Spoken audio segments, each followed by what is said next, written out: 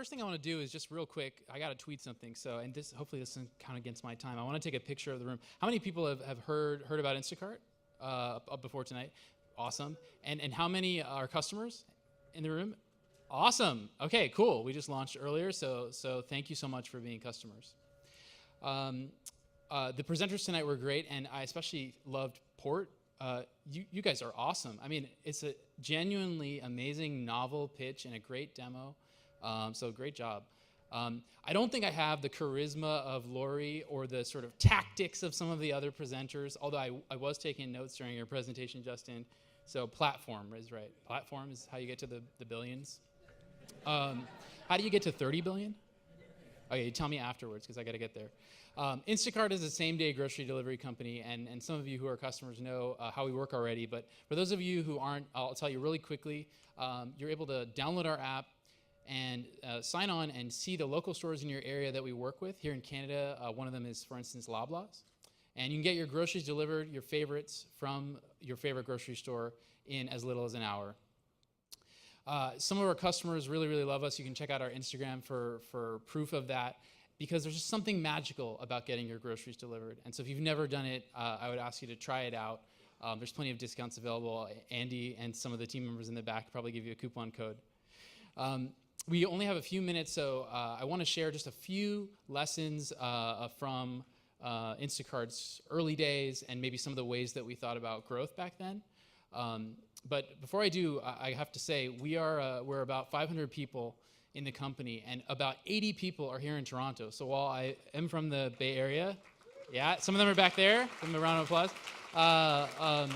We have a very strong presence here in Toronto. We're looking to double the size of our engineering team, and so if you're interested in joining Instacart, which is a very fast-growing company, go ahead and talk to some of them or come talk to me afterwards. The story of Instacart starts in 2012. And there's just three people involved in the company at that time, myself and my co-founders, Brandon and Apurva. And we had one very simple idea, which was that grocery shopping should be effortless. And in 2012, that was a pretty crazy idea, that you could open up your phone and push one button and get your favorite groceries delivered from your favorite store. But even though most investors told us that was crazy and told us no, we still did manage to raise a small seed round and build the very first version of Instacart, which looks something like this. This is Instacart.com at the time when we launched, and you see a picture of our iPhone 4 app. That was the iPhone that was out at the time, believe it or not. It was really small, and our app wasn't that great. We didn't have a logo or any colors. We didn't have beautiful carrot branding, but people still loved getting their groceries delivered. And we found product market fit very early on. And one of the biggest lessons we learned in starting the company was that you always have to be talking to our customers. And so back then, when we talked to our customers about our iPhone 4 app, we asked them, why don't you order? Or why don't you order again? Or why don't you tell your friends about Instacart? We got some of the same answers over and over. And we basically just listened to those things and did what our customers wanted. And one of the first things our customers told us is that they wanted a website where they could order their groceries from a laptop, since many people like to order from work. And so we built Instacart.com kind of as just a test, right? You can see we didn't put that much effort into the design of it. It was just kind of clunky, but it worked. And overnight, our business practically doubled as a result of having two platforms, and in particular, as a result of having the website. And we continued to talk to our customers, and we asked them what they wanted, and they told us something that really surprised us. As three people who had no experience in the grocery industry, we thought that groceries just came from wherever they came from, and we would bring you your favorite cereal, or for instance, from the closest store at the cheapest price. But it turns out that people have a very strong affinity towards usually one or two stores that they shop from every week. I'm sure everybody here can name where they shop, and maybe you can even picture the store itself for those of you who aren't using Instacart yet.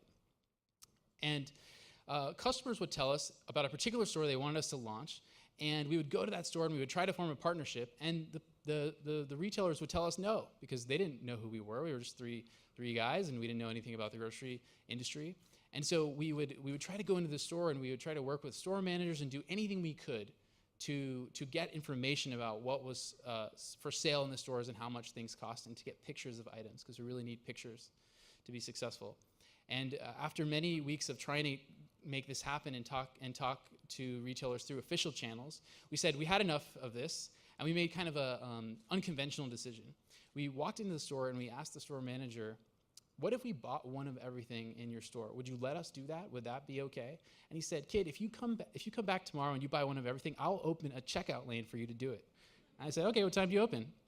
So I came back the next day at 8 a.m. We bought one of everything in that grocery store, which is like 3,000 items. This is what one of every piece of bread and one of every nuts looks like. We bought every one of the items. We took pictures of every single one of them. And in a few days, we had solved a problem that we thought was just insurmountable. And we had created a grocery catalog that looks something like this, beautiful photos of all these grocery items.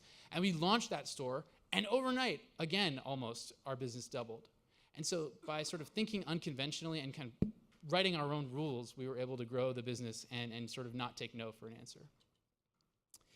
I'll give you one more example of early Instacart culture, and that's this house.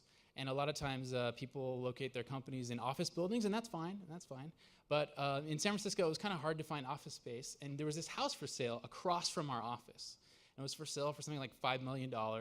We didn't have $5 million, and we certainly didn't want to own a house. So we just went up to these guys that were trying to sell this house, and we said, what if we rent it from you for a year?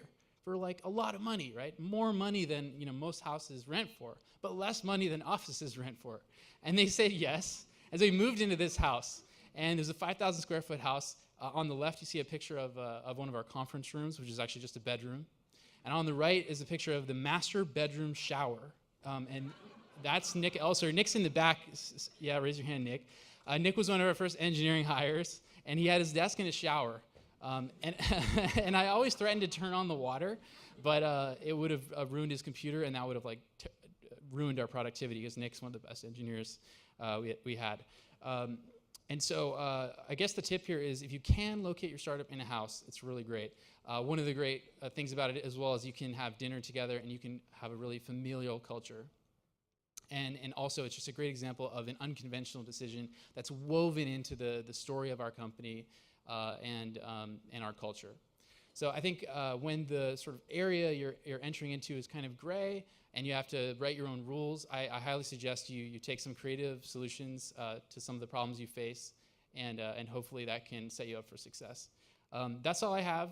Thank you so much for listening, and thank you. Thank you, Max. And, all right, guys, we have time for 2 questions for Max. Nick and Claudia will run to you. Hey, Max. Fantastic story. Like the unconventional decisions that you took. It's amazing. I just wanted to know, how do you deal with the big guys? Like the people who already have all these retail stores and probably looking at their own, version of the grocery delivery apps. So did you encounter some challenges on that front? Yeah, how do we work with our retail partners? I think one thing about our industry that's really interesting is that it's really, really large and it's changing very fast. And our retailers look to us for guidance on what technologies they should invest in. And oftentimes we're first to invest in those technologies. And so I think staying ahead of the curve is the #1 thing we do. And I think staying close with our retail partners. We're really in a position where we want all of our partners to succeed and to create a marketplace where we're really the best offering for our customers. And I think we do that by being first to do a lot of things. Last question. Hi, I speak as a former Instacart customer, and I speak as a young urban professional that gets groceries delivered every single week. I actually have a grocery order coming later tonight. I was wondering, as a customer, do you have any plans in the future to sort of lower the margins on top of normal grocery prices that you'll be receiving from, say, Loblaws or Costco in the near future? Yeah, I mean, I think as we grow, we get efficiencies through our operations, and our plan is absolutely to lower our prices to give back those efficiencies to customers. We want it to be clear and affordable, and we want Instacart to be kind of the obvious choice. And so I think one of the ways you do that is by having the lowest price. So absolutely. So, thank you.